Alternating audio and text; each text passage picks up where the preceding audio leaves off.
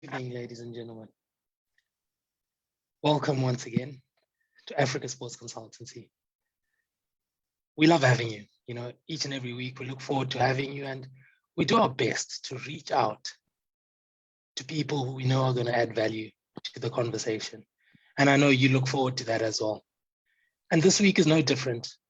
This week, we've gone all the way to Zimbabwe. We've gone local, and we've gone to a future prospect of Zimbabwe women's cricket. And today we've got Michelle Mutongawafa who's joining us for the conversation here tonight. Michelle, how are you doing? I'm doing good. How are you? No, I'm very well, thanks. I'm very well, thanks. How are you doing is it Cape Town that you're in? I'm in Cape Town. How's things going there for you? It's going well, and with school as well, everything is going well.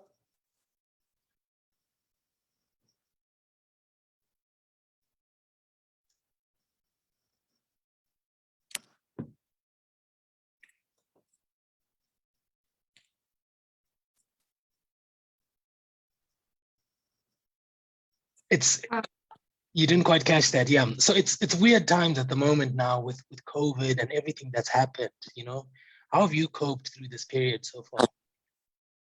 It was tough, starting from last year when we started with online learning. It was quite difficult to transition from going to lectures and now having to listen to a video or a voice note from a lecture. So, but from this year, it's going a bit okay. We're trying to change from the normal lectures to online. You say that, and we've jumped straight into it here, and we're giving the viewers an inside scoop, which is fantastic. And Michelle, look, I know it's half an hour, and I say this all the time, and the viewers are probably tired of hearing me say it's half an hour, but it flies through so quickly, and I have so much I want to talk to you about. So hopefully we'll have enough time. Yes. Now, fantastic. So, Michelle, where are you from? I think let's start there. Let's start right from the bottom. Okay. So I am from Harare, from Chitungwiza in Zimbabwe. Yeah, that's where I grew up, and I only came here to Cape Town for university. So from primary school to high school, I was in Zimbabwe. Wow, yeah, Cape Town. I don't want to jump into that Cape Town conversation as yet. We're going to play around in Zimbabwe for now, before we cross over to Cape Town. And you say you're from Chitungwiza. And which schools did you go to while you were still in Chitungwiza and Harare? Primary school, I went to Fundisai Primary School, and from there, I went for secondary school, O-level at Sekewan High School. And then A-level, I went to Spaces College. Oh, wow. A wide variety there, real wide variety. And, you speak about Chitungwiza, and it's a place where we've heard that quite a lot of cricketers have coming from Chitungwiza. And, I could be throwing myself under the bus here, but I'm told you had a classmate that you went to school with who's gone on and made it pretty well in cricket. Is that so? Sorry? I'm told you had a classmate that you went to school with who's gone on and has done pretty well for himself in cricket. Is that so? I'm not sure what you're talking about. Maybe if you can mention the name. Well, I'm told you and Tony Munyonga went to similar schools. So I don't know if that's right or if my research is wrong. It's right. Oh, okay. So where did you and Tony go to school together? We went to the same school, but we used to play in the same leagues, like at primary school, because he was in St. Aidan's and I was at Fundisai. So we kind of met. I was playing for the boys team, and so I would go play against the boys. That's where I would meet everyone. It gets better and better now. Maybe did you ever get Tony out? Did you ever hit him for a 6? Because I think that'll make the story even better. Not really. I don't remember. But it was fun. I was quite shy playing with the boys because I was the only girl there. So they would tease me a lot about it. Wow. And you say that, and it's a question I was going to get into is, I know there's that start that you have, like you said, you're a girl playing in a boys team, but how did you initially start playing cricket? So I was grade 5. So they said at school, they just came to assembly and said, we have girls cricket. Everyone wants to join. You just come to the ground the following day at 1 after school. So you just come. So it's like, oh, the girls went there. Everyone went, and I was one of them. So they told us, this is how you bowl, this is how you catch a ball. And so I got interested, and the following day, everyone else didn't come except me. So I decided to go back. That's how I started to play cricket. That was in grade 5. And I was playing for the Colts. Wow, how time just flies. And just from that one assembly, look at you now playing cricket, and you're playing against the boys. And that's amazing. Yeah. Yes. And you say that, and you say the boys all made fun of you. It must have been difficult, Michelle. What made you keep going back? What made you keep playing? It was very tough at first because I started off and they were all the guys, boys, when you're playing with boys, they always say girls can't play cricket. That was the norm back then. So, and I was actually a good batter at that time, so I beat up the order. So, when we take a wicket, sort of like we're in the field and we take a wicket, I will be sitting there down the ground where I'm fielding. I won't go to say, yeah, yeah, with the boys. So the coach would always say, if I see you alone, you're not coming to practice. So he kind of made it something to say, you must do this, you must go with the boys, you must feel like you're one of them. That's how um, I began to play with the boys and enjoy. And from until grade 7, we're now very good. Like you wouldn't know that I'm a girl unless you're told. So Wow, really, yeah. amazing. And I keep going back to this. Is there someone who went on to play cricket professionally who you happen to hit for a 4 or a 6, or there's a good story you bowled them out? Um,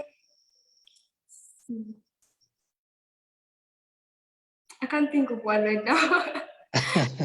No, that's absolutely fine. And you speak of St. Aidan's Primary School, and I want to just give a big shout out to Rockingham Cricket Club, who've adopted St. Aidan's Primary, and they've set up a scholarship program there, and they're doing great work there. And we acknowledge such efforts in empowering young people in Zimbabwe. And they've just provided a scholarship for one of the boys to go to Churchill High School, who excels in cricket. So absolutely amazing. Now, you're in cricket. You say your coach has motivated you to play, and you're now stuck in there. Now you go over to high school. You still continue to play. Now, what motivated you to still play in high school? So in grade 7, that's when I began to play for my first club. I was playing for Uprising, and I was still very young. I wouldn't know what I was doing really, but I was good. So I played for Uprising, and then I went to Sekewana High School, and I only went to Sekewana High School so that I can play cricket. So I went to Sekewana High School. I used to go there to practice when I was in primary school, so I went there. And still, I was almost like the only girl there playing cricket. And then there was Anesu as well, playing there with Sekewana High School. So we weren't a lot of girls to form a team. So the only place I would play, there was no cricket for girls in my high school, so I used to play club cricket. So I was playing for Uprising at that time. From Form 1, Form 2 was playing for Uprising. And then Form 3, that's when I got selected for the province, for Mashigas. my first time. Fantastic. And you know what? I was gonna get to that to ask you, how did you get into franchise cricket? And you mentioned Anesu. Is that the same Anesu who's playing in Australia now? Yes. Yes. Fantastic. That's someone that we have reached out to, and I'm hoping one of these days can have a good conversation with her and to find out that journey and to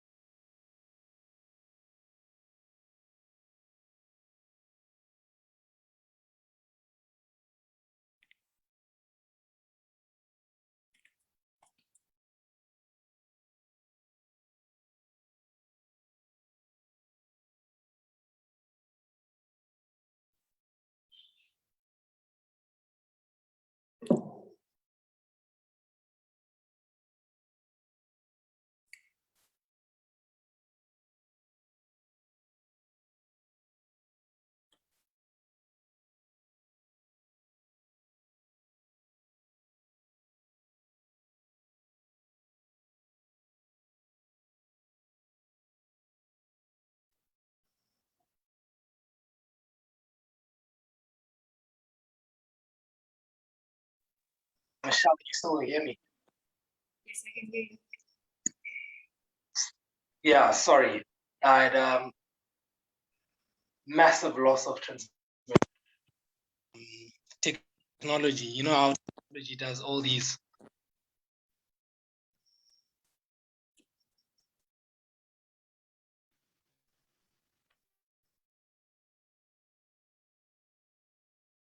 So hear me, Michelle? Yes, I can, but I can't see you. Michelle, yeah, I am struggling a little bit now with the connection, but I'm hoping that it will be restored. You can't plan some of these things if your power trips over, but it's technology, isn't it? Yeah. We've learned to have to adapt. Now, look, I think where I dropped off was where I was telling you about Michelle, about Anesu, sorry. Yeah. But as we go on, you've spoken about how you broke into franchise cricket in Form 3 and, you started playing there. What inspired you to get involved with the franchise, and who inspired you? I think that is the better question.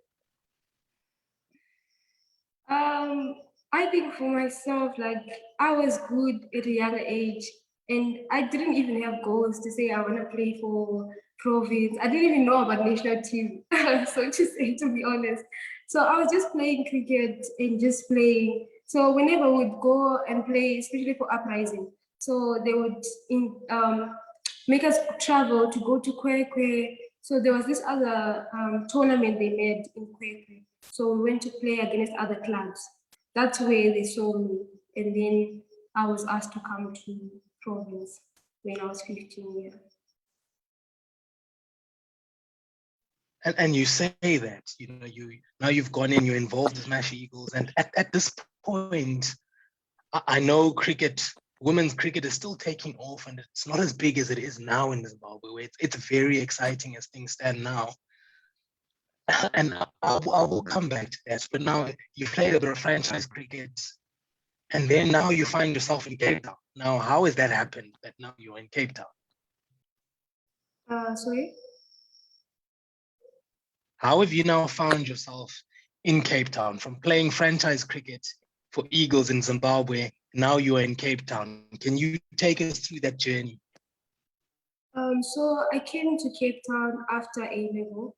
So A level, I didn't play any cricket. I decided to focus on books. I didn't engage in any cricket. So after A level, I went back to cricket. So I went back and still played for province after A level.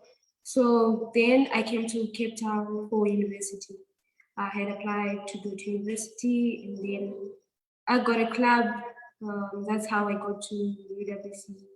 Because I came here and I wanted to play cricket still. I didn't have any club, so I was still looking, where can I play cricket? If I see someone wearing white, I'll be like, do you play cricket? Do you know any club? I want to play cricket. So I was just looking and looking until I found Coach Shandre was the one who got me to UWC cricket. I met her. It's a funny story how I met her, but she gave me the number and she contacted Coach Nuran for me. That's how I got to UWC.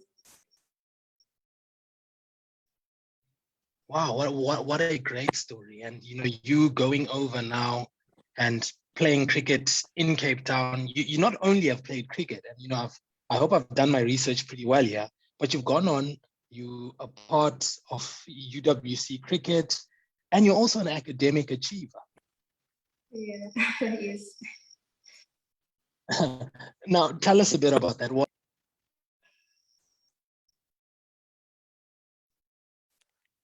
I can't hear you. Saying, what are you studying?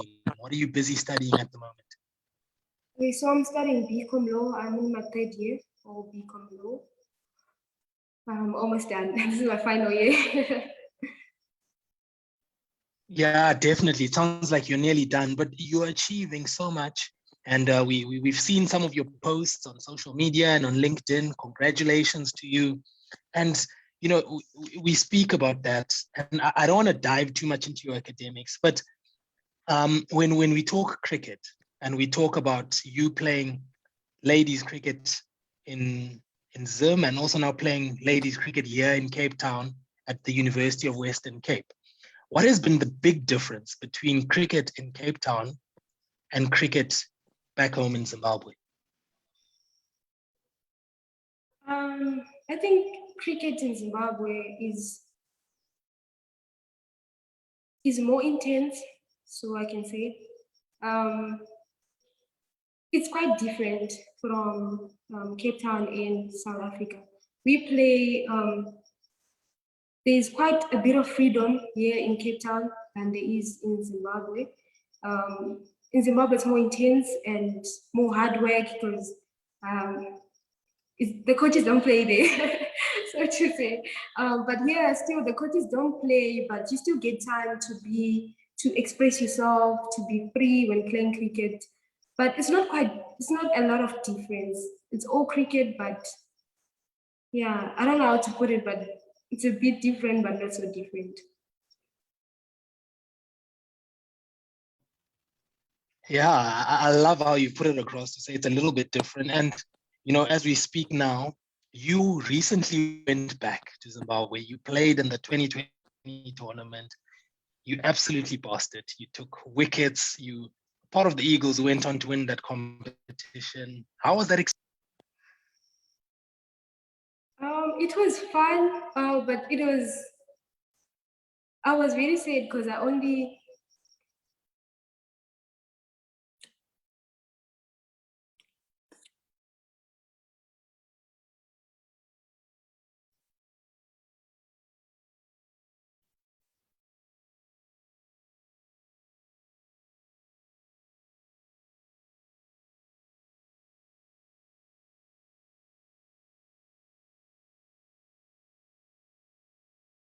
I can't hear you.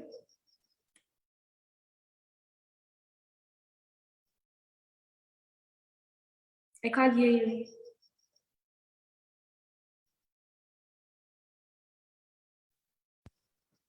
I'm saying, can you still hear me? Yes, I can hear you now. Okay, fantastic. I was saying, so I was still asking you to tell me about your experience when you went back home and played in the 2020 where you were part of the Eagles team that won that competition. Yes, I was. So I went I went back to Zimbabwe in November. The tournament had started, I think, end of October going into November. So I couldn't join in the beginning of the tournament because I had exams.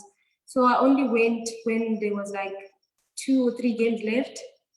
So I got there and just contributed what I could to the team, and then we won the tournament. That was really amazing.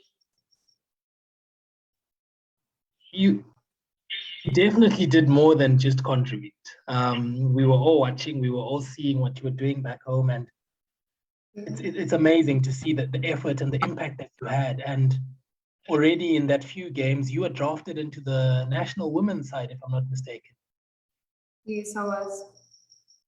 And look, a lot of us here rooting for you and shouting for Michelle and hoping to see you playing in that series against Pakistan.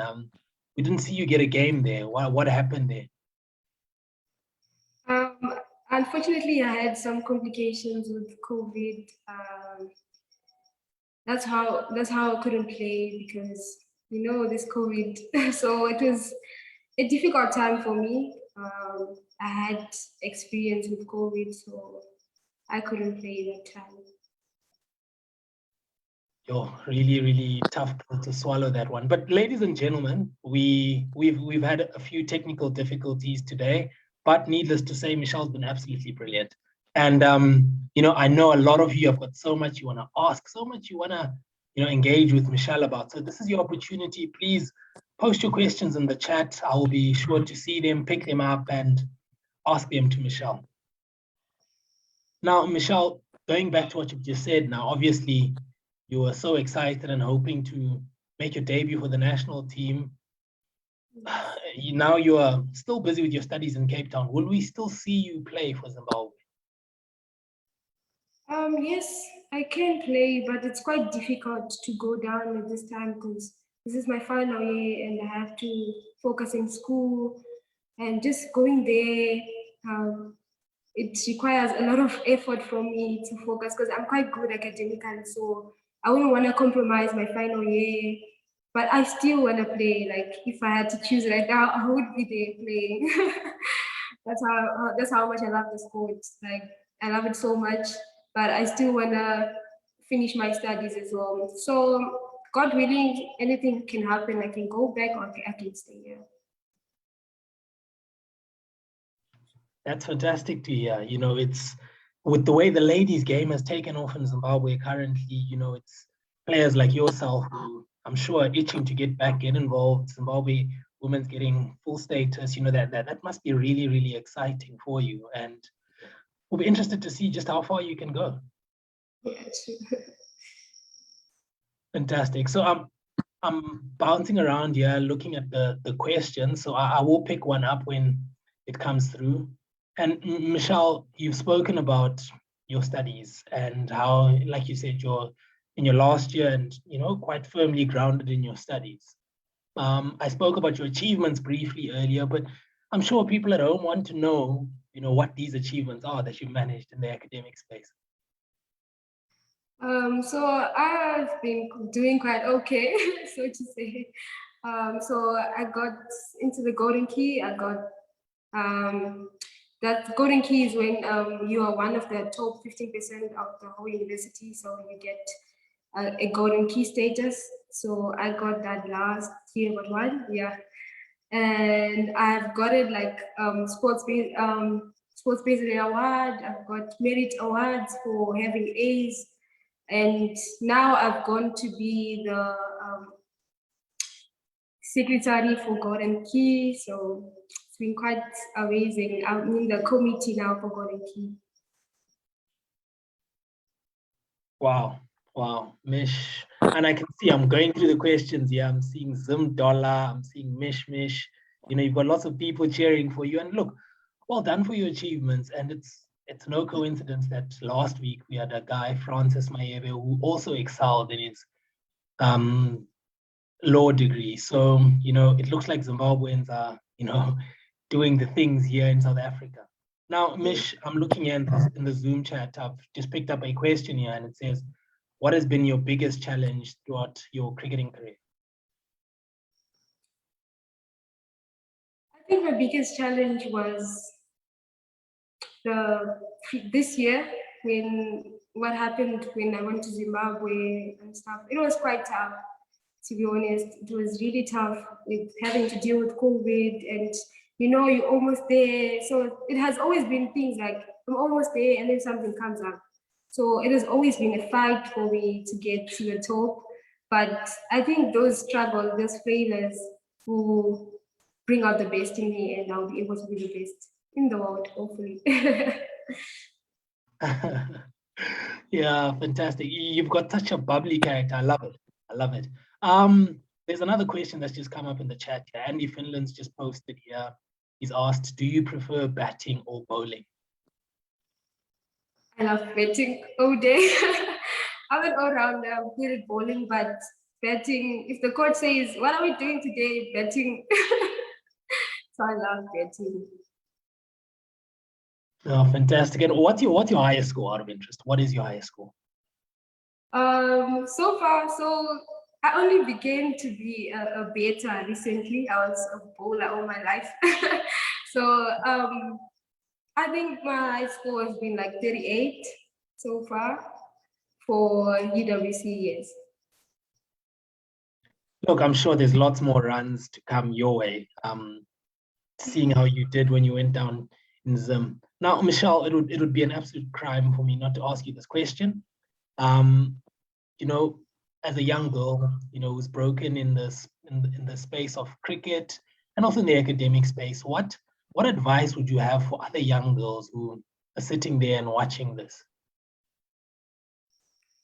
The advice I would give is go for your dreams. Whatever you feel like you want to do. I've heard a lot of people say you can't do everything at once. You have to focus on one thing, People always say that. But if you feel like you can do both, like myself, I'm doing well in school and I'm doing well in cricket. If you love it, do it. Don't wait for someone to be like, you should do this, you shouldn't do that, because people always have opinions of what you should do or what you shouldn't do. So life is short, do what you love, and if you do well, if you don't do well, at least you tried. Great message they were hearing from Michelle. Michelle, thank you so much. I really appreciate you coming here, and I'm sure all of our viewers, as excited as they were, they also appreciate you coming through and chatting to us tonight. Ladies and gentlemen, you heard it here first. Michelle Mutongawafa here chatting to us at Africa Sports Consultancy. And, you've heard her story, and hopefully we will see her in Zimbabwe colors. Ladies and gentlemen, we've come to the end. Always sad for me, but, all good things have to come to an end. But it's been great. We apologize for the slight glitch we had. We had a loss of power, but, it's that time, and in these areas, these are some of our challenges. But we look forward to having you next week, watching us and supporting us as usual. But let's remember, COVID is still a reality. Let's keep our masks up. Let's keep sanitizing our hands. And until next week, which happens to be my birthday on the 13th of May, we'll see you then, and hopefully you'll be here to wish me happy birthday. Michelle, thank you and good night.